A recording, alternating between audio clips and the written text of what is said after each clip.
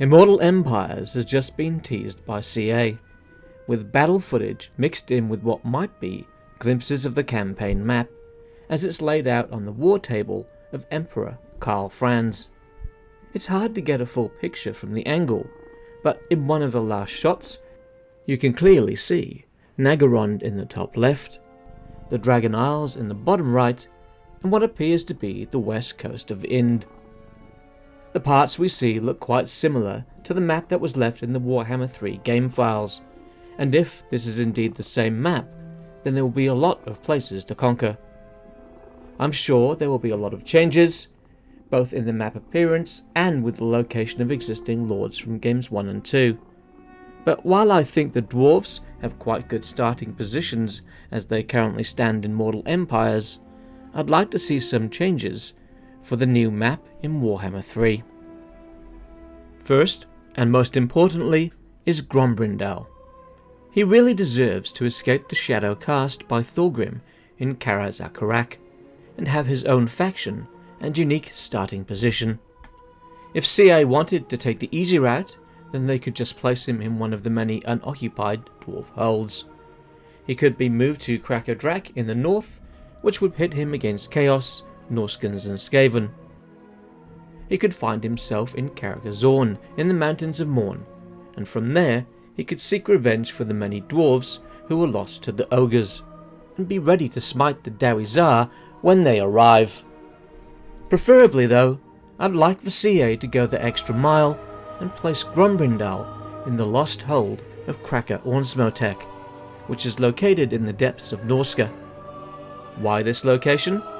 Well, it's the closest dwarf hold to the Dark Elves' home in Naggarond, a race that Grombrindal has beef with, and ever since the War of the Beard, Gromby has been out for blood, specifically that of Malekith, who was responsible for the devastating war between the dwarves and the High Elves.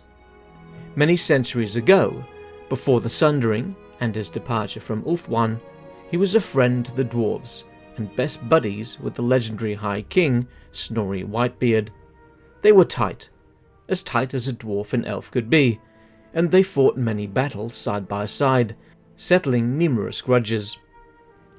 On his deathbed, Snorri made Malekith swear that the High Elves and the dwarves would remain friends forever.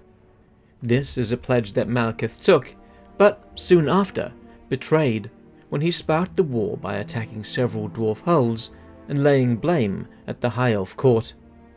The war was crippling for both sides, with dozens of settlements razed and tens of thousands of men lost, and neither side has fully recovered from it to this day. There are rumours across the old world that Grombrindal is in fact Snorri Whitebeard, and that he has returned from the dead to have his revenge upon Malekith for breaking his sacred oath, and in defeating him he could settle one of the dwarves' most important grudges. In Warhammer 2, Kraka-Ornsmotek is not on the map, but for CA to add this region in the Immortal Empires shouldn't be too much to ask, so that Grombrindal can have a unique start which puts him in a great position to act out his revenge fantasy. This change would breathe new life into Grombrindal's campaign, and would also give Norscan and Dark Elf players another challenge in a grumpy stunty with one hell of a grudge. Please CA, if you by some miracle see this video, add Kraka-Ornsmotek to the map, and have Grombrindal command his own faction from that location. Let's have a brief interlude for a shameless plug. I have just created my own Discord server and would like to invite everyone to drop by and say hello. It will be a great place to discuss Warhammer, modding, and life in general. Hopefully, I'll see you there. Now, back to the video. The second Dwarf Lord that I think could do with a change of location is Thorek Ironbrow. He was added in the final DLC of Warhammer 2, having a home in southern Lustria on the Vortex map, and occupying Karak-Zorn on the Immortal Empires map. I think it would be great for variety to move him to Lustria for the Immortal Empires in Game 3. The dwarves so rarely get to fight the Lizardmen or the Vampire Coast, and this would give them the opportunity to do so on a grand scale. From the south of Lustria we would also get a clear path to the coast of Cathay. Assuming that is, we see some form of sea lanes like those that were implemented in Empire Total War. I also think that Thoric's mechanic of locating lost dwarven trinkets works better in Lustria than with the locations in the Old World. I know I enjoyed this aspect of his campaign more from that location. Well, there you have it, the two dwarfs that I think need a change of scenery in Immortal Empires. Would you agree that they should get new starting locations, or are you happy with their current homes? If you enjoyed this video, then please like, share and subscribe.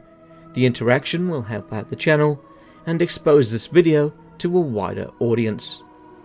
I'd like to thank Hot Apple Pie and Solareth Magnetar for their continued support, and if you'd like to help the channel like they do, then check out my Patreon.